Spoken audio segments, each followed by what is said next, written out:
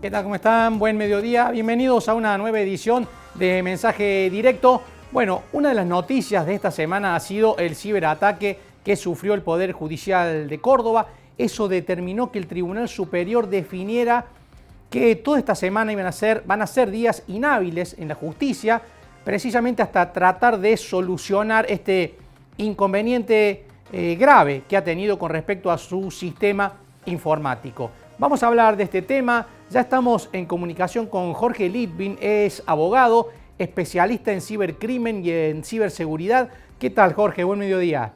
Hola, ¿qué tal? Buenos días, ¿cómo están? Muy bien, muchas gracias por atendernos, Jorge. Bueno, para la gente que no sabe mucho de estos temas, ¿de qué se trató este ataque que está sufriendo, que ha sufrido el Poder Judicial de Córdoba? Sí, cómo no. Miren, el ransomware, habrán leído por todos lados, es de alguna manera la vedette de los ataques informáticos hoy el día, es uno de los riesgos más grandes que tienen las empresas y las organizaciones públicas también, como pueden ver, y piénsenlo como un secuestro extorsivo. ¿Recuerdan cuando se secuestraba una persona? Bueno, sigue sucediendo, ¿no? Se secuestra una persona y para su rescate, de alguna manera se pide una suma de dinero para poder devolverle la libertad o no ocasionar algún mal. Esto es exactamente lo mismo, solo que en lugar de secuestrar a una persona, lo que se secuestra es un sistema informático parcial o totalmente, incluyendo, por supuesto, todos sus datos. Y esto deja, imagínense, hoy en día todos estamos de alguna manera digitalizados, la justicia también. Esto a quien sea que le afecte, empresa, poder judicial o a quien sea, le produce un absoluto corte de su operatividad. No puede seguir funcionando, al menos tal y como funcionaba.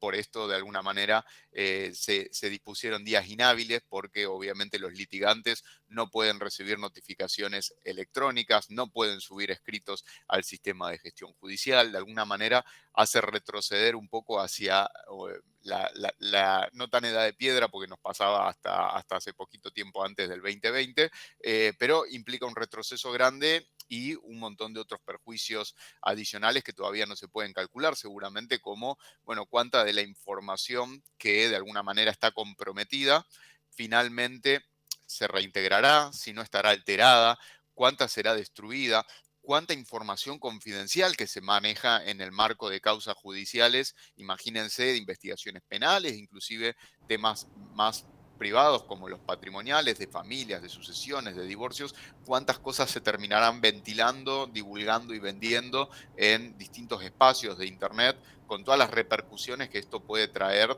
devenido como ramificación de que esa información ande dando vueltas, ¿no? Entonces, de alguna manera, hoy en día creo que sería muy difícil calcular o estimar el perjuicio real de este ataque. Jorge, ¿era evitable? ¿Son evitables este tipo de ataques? Según tengo entendido, no es muy habitual este ataque específico que se hizo sobre la justicia cordobesa. Mira, en realidad el ataque es muy, muy habitual. Ujú. Está sucediendo, te diría que a diario las estadísticas son bastante preocupantes y de hecho Latinoamérica Argentina es uno de los países más afectados por este tipo de ataques y te diría que la evitabilidad o no del ataque va a depender de cuántas medidas de ciberseguridad haya adoptado la organización en este caso, ¿no? Cosa que no me consta, con lo cual no podría decirte si era evitable o no. Obviamente, en todo lo que tiene que ver con gestión de riesgos, y esto forma parte de la ciberseguridad, cualquiera que de alguna manera prometa riesgo cero está mintiendo, es una utopía, pero sí se pueden tomar un montón de medidas como para disminuir al mínimo posible la posibilidad o la probabilidad de que ese riesgo se concrete finalmente a través de cosas relativamente sencillas, otras más complejas. Lamentablemente en Argentina, tanto en el sector privado como y sobre todo en el sector público, no se viene viendo de alguna manera un interés o un compromiso por mejorar la infraestructura y robustecer la seguridad de no solamente infraestructuras críticas, como las industrias de la energía, el transporte, etcétera, que son de alguna manera la industria financiera, que son las que uno primero piensa en este tipo de ataques, sino también los organismos públicos. Y recuerden que este no es el primer ciberataque que sufre un organismo público del país. Recuerden Migraciones, Policía Federal, recuerden el ataque al RENAPER. el año pasado. Recuerden el Poder Judicial del Chaco, que también se vio comprometido por un ataque exactamente idéntico al que ahora está sufriendo Córdoba, probablemente de un grupo distinto de ransomware, porque son organizaciones criminales distintas a veces, pero esto es muy, muy habitual y lamentablemente aún más habitual en organismos públicos. Hace días vimos también que sufrió un ciberataque la empresa aceitera General Deza, ¿no? Uno de los principales exportadores del país, que le reclamaron un rescate en cibermonedas, digamos, ¿no? En En criptomonedas. criptomonedas, perfecto. ¿Pensás que en Córdoba se puede repetir este procedimiento? Que también se pida un rescate. Hasta ahora llamó la atención precisamente que no hubo un pedido específico de rescate. Sería extraño que no exista, quizás, yo sinceramente desconozco efectivamente si existe o no y si lo han hecho transparente o no, pero estos tipos de ataques vienen acompañados de un pedido de rescate en donde la amenaza del criminal es tenés que depositar tantos dólares o euros. Esta semana tenemos un caso acá de un reclamo en euros, eh, un pedido de rescate en euros, en de alguna manera, en su equivalente en criptomonedas, obviamente por un tema de trazabilidad y porque hace más compleja la investigación posterior.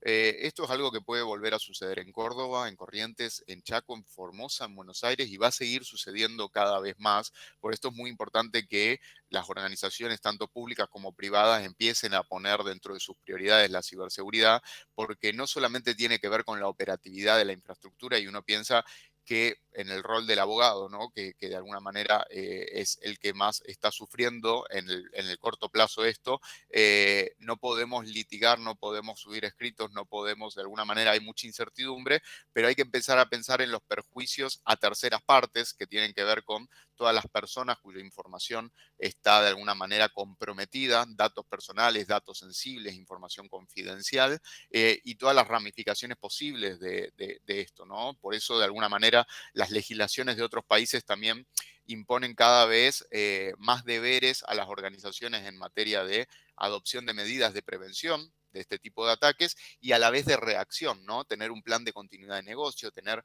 de alguna manera un plan de contingencia para, de alguna manera, la gestión del desastre. ¿Qué vamos a hacer? ¿Cómo vamos a reaccionar? No todo se puede evitar, pero seguro que todo aquello que no podamos evitar, hay muchas de las consecuencias que se pueden disminuir o erradicar con un plan de gestión, de alguna manera, del incidente, en donde inclusive hay que reportar cuáles fueron los datos comprometidos, qué fue lo que sucedió, qué se va a hacer para que no vuelva a suceder. Y esto obviamente puede dar lugar a una escalada de reclamos por parte de quienes vieron comprometidos sus datos. ¿Tiene puntos de contacto, Jorge, lo que pasa con las empresas, lo que pasa con los organismos públicos, con los ciberataques o con las ciberestafas que sufre la gente común, que por ahí le tramitan un crédito o le vacían la cuenta del banco? ¿O son organizaciones y metodologías muy diferentes? Mira, generalmente son organizaciones distintas. Acá cada uno está como un poco en su rubro. No se descarta que la misma organización pueda cometer un ataque de ransomware que tiene otros integrantes que están dedicados a otro tipo de ataques. Generalmente no son las mismas porque tienen una lógica y un conocimiento distinto. Hoy en día en el ransomware no se necesita hacer un gran técnico, ¿no? En ese sentido de lo que uno se imagina cuando piensa en un, entre muchas comillas y mal dicho, hacker, porque no todos los hackers son criminales, pero en lo que uno se imagina cuando se representa ese personaje, hoy en día ya no es necesario tener tantos conocimientos porque hoy el ciberdelito es un servicio. ¿Esto qué quiere decir? Hay paquetes, ¿no? Como el Ransomware Starter Pack, podríamos decir, que se vende abiertamente como para proveer a una organización de un código malicioso de este malware o para que lo entiendan todos, de este virus que de alguna manera se vende abiertamente. Aquellos que lo desarrollaron se lo venden a otros que son los que lo van a utilizar. Entonces, acá entran en juego un montón de organizaciones distintas, quienes programan los códigos maliciosos, quienes los venden, quienes los ponen a disposición, quienes los compran, quienes los revenden, quienes lo utilizan, quienes cobran las mulas que reciben el dinero, ¿no? Hay muchísima gente implicada. dudo que sean las mismas personas que hacen los fraudes de alguna manera más convencionales a los que estamos acostumbrados, como las estafas por ingeniería social, en donde se hacen pasar por personal del banco o de alguna otra organización para engañar al usuario para que le entregue credenciales de acceso o de pago. Jorge Litvin, muchísimas gracias por estos minutos con mensaje directo. Por favor, gracias a ustedes. Ha sido un gusto. Jorge Litvin, abogado, especialista en cibercrimen y en ciberseguridad. Vamos a seguir.